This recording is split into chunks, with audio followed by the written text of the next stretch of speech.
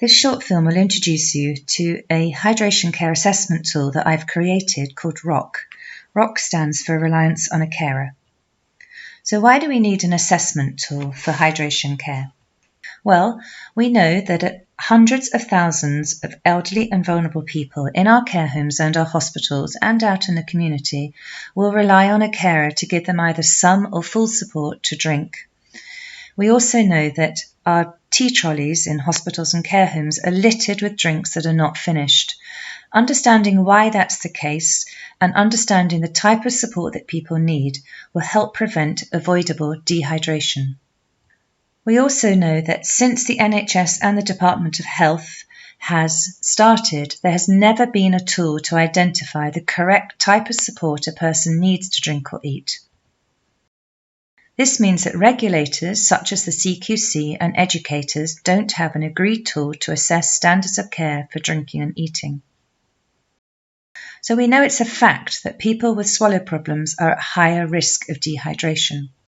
We also know that if somebody needs assistance to drink because of physical frailty, weakness, or tremor, that if they're not given the correct level of support, they will become dehydrated. We also know that in older age, people naturally start to feel less thirsty and often decline to finish their drinks.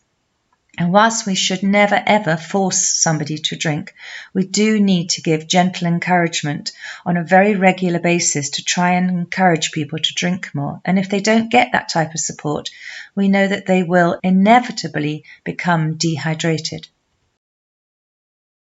Hydration care is not just about a swallow and assistance and encouragement, it's also about communication, mouth care, whether somebody can pour a jug or go and get a drink, whether they can sit up or transfer, and the amount of support they need with continence care. Poor hydration care is a safeguarding issue because it causes preventable harm and suffering. This is because dehydration and poor food intake increases the risk of infection, injury, illness, and indignity. We know that as many as 1 in 4 elderly people are being admitted to hospital with dehydration, and as many as 1 in 3 are becoming dehydrated once in hospital. Recent research confirms that elderly people should be offered 7 to 8 daily drinks, which is a minimum of 1,500 mils, and should be encouraged to drink as best they can. And the extra sips should be offered throughout the day and if awake at night. So my ROC tool, I believe, fulfills an unmet need in elderly care and will highlight the vital importance of fundamental basic care provided by nurses and carers.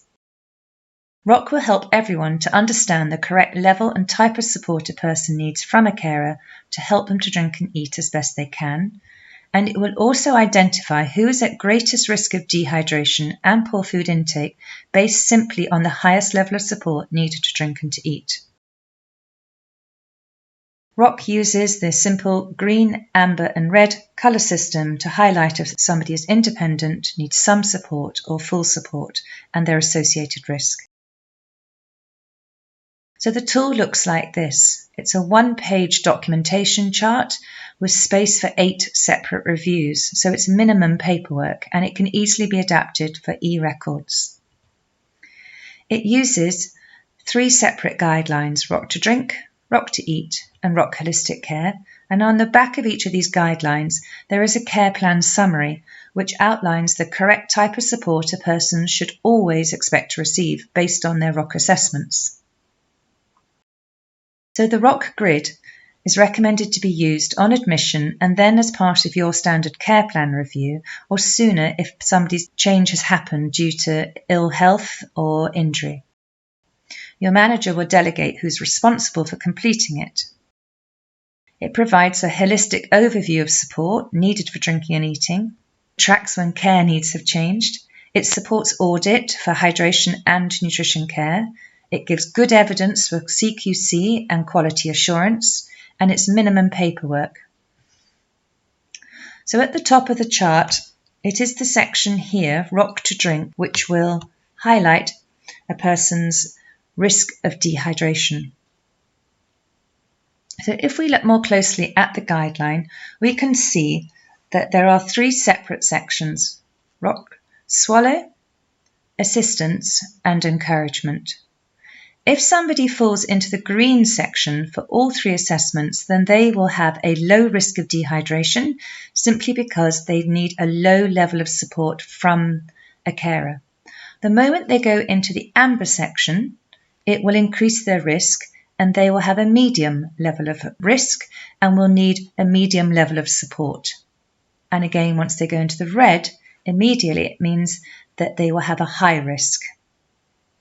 It's particularly important to focus on the section on encouragement because this outlines how much a person usually drinks.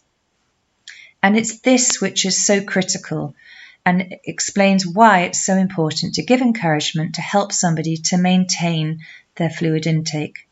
So a person who is drinking very well will probably be drinking about 1500 mils based on the assessment, because this says they're drinking 3/4 or more of most of their daily routine drinks and they don't need any specific encouragement. But in the amber section, you can see that on average, a person is going to be drinking about 800 mils, which is half of what we would like them to drink. And this is why it's so important to give regular, gentle prompts and reminders. This is because the person is only drinking on average a half a cup or less, or some days may drink very well, but other days very little. And when we get into the red section, people will be drinking as little as 400 mils. This is because they only have a few sips and then will usually decline anymore. And therefore they need frequent and gentle encouragement, little and often. So the key to ROC is to remember whichever is the highest colour in whichever section, that is their risk. So here we can see the person has a low risk of dehydration because everything is in the green. Therefore, the colour of their drinks coaster, if you're using them, would be a green one. This shows that they've been screened and that they've got a low risk.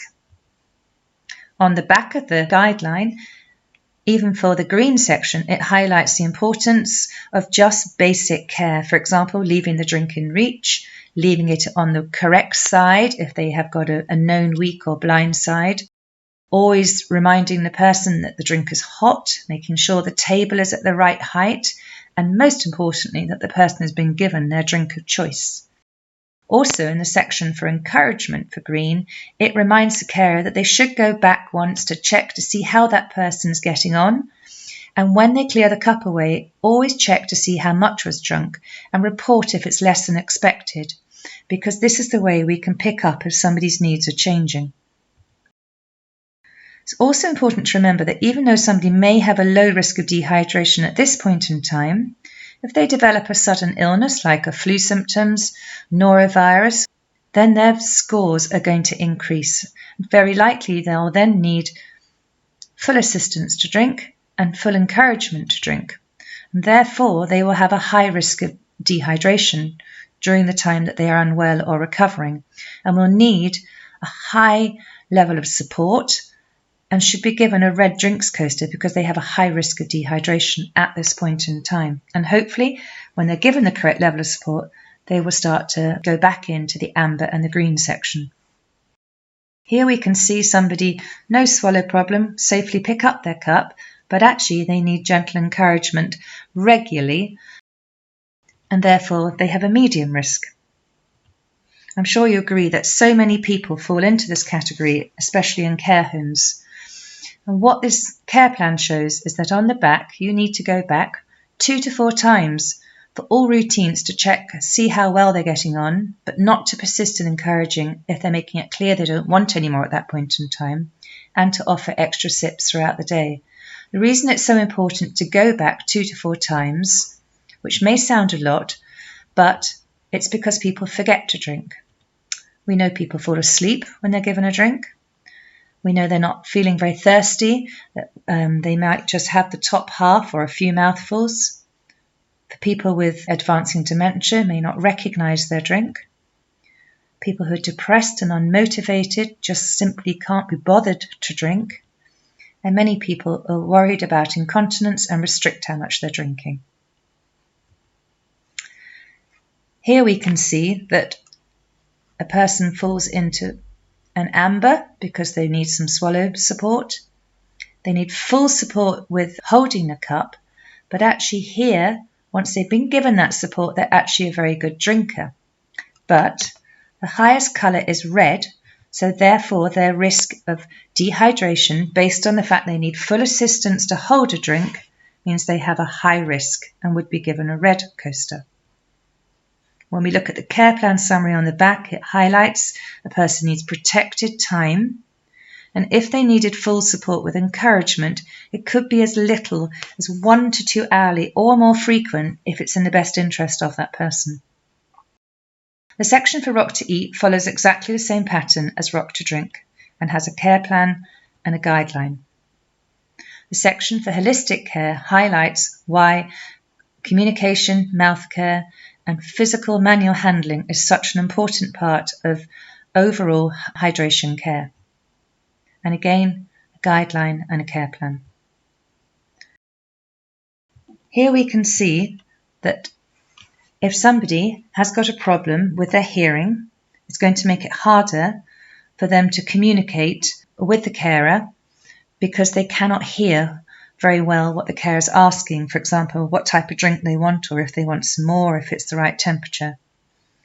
Anything that impairs somebody's communication will have an impact on hydration care, and the higher that level, the more care that that person will need. Doesn't mean to say that they won't drink well, it just means that they will need extra support from a carer.